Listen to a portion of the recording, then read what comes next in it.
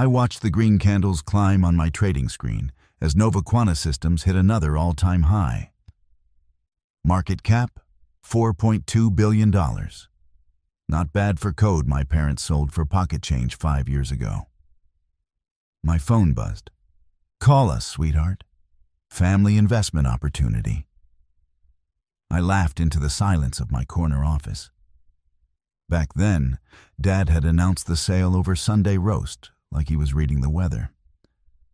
10 grand for your little computer scribbles. Mom added that I could finally take the junior accountant job at Bennett & Associates downtown. I remembered my fork freezing midair, the confirmation email, the transfer notice, the heat crawling up my throat. That heat had chosen war, and war had won. The intercom clicked. "Miss Harper, the Helix Dynamics team is here." I straightened the jacket that money buys you after the world bets against you and said, "Send them in." Their lead counsel started with pleasantries. I lifted one hand. "Let's skip to the part where you explain why you've spent 4 years building an empire on a patent you bought from people who had no legal right to sell it. $10,000 for an inference engine that now powers half your AI revenue. Quite the bargain."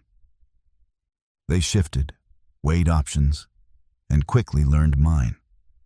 Return what was stolen and face the consequences, or accept acquisition on my terms. Hostile? No. Honest. When they left, my assistant placed fresh reports on the desk. "Your parents called again."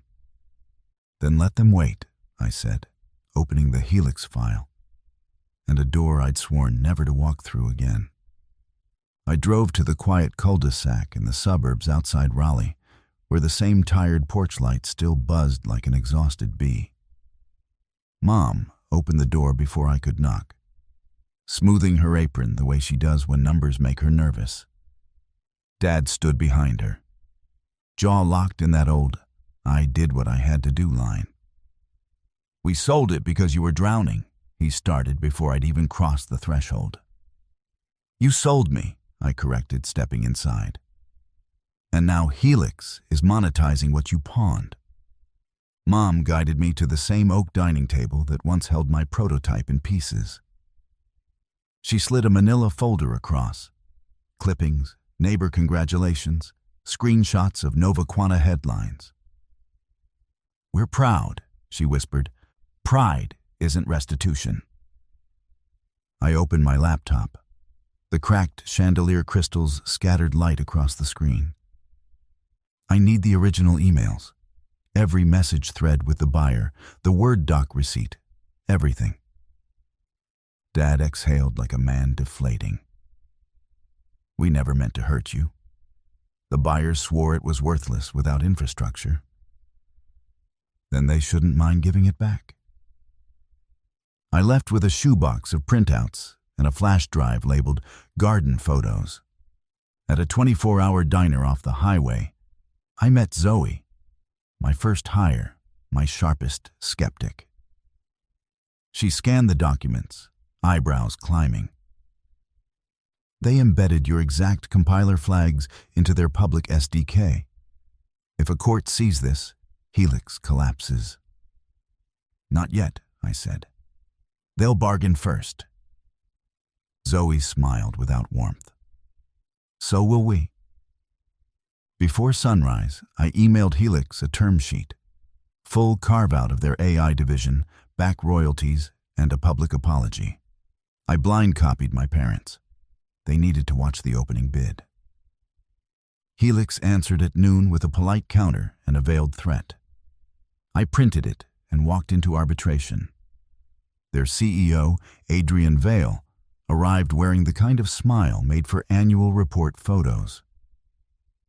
"I've reviewed your offer," he began. "I brought proof," I said, sliding Zoe's forensic analysis across the table.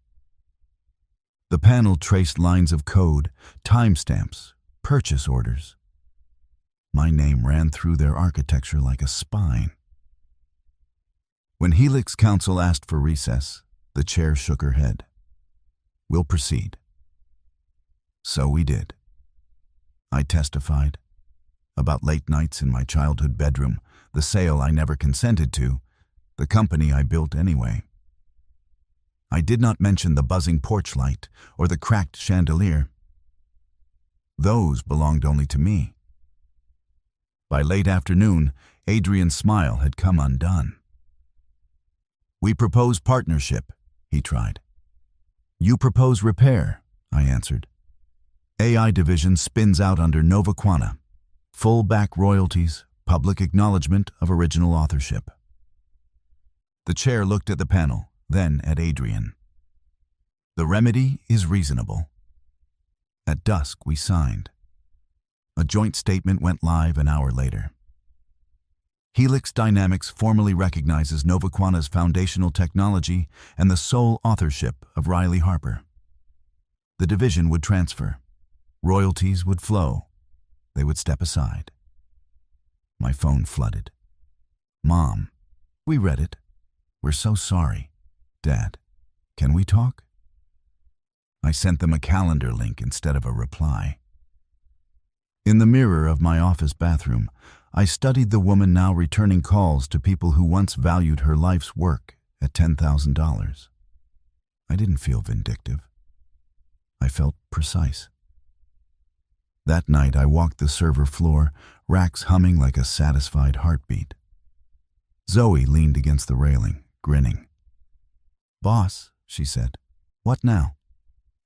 "Now," I answered. "We build like it was always ours."